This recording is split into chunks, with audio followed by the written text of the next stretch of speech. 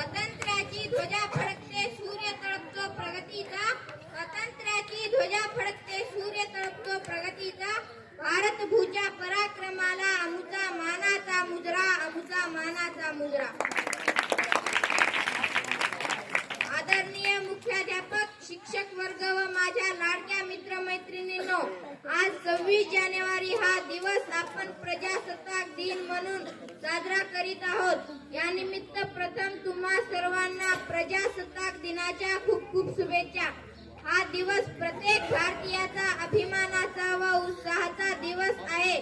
26 जानेवारी 1950 रोजी आपल्या भारताचे संविधान अंमलात आले. भारतरत्न डॉक्टर बाबासाहेब आंबेडकर हे भारतीय संविधानाचे शिल्पकार आहेत. आपल्या देशाचे संविधान हे जगातील सर्वात मोठे लिखित संविधान आहे.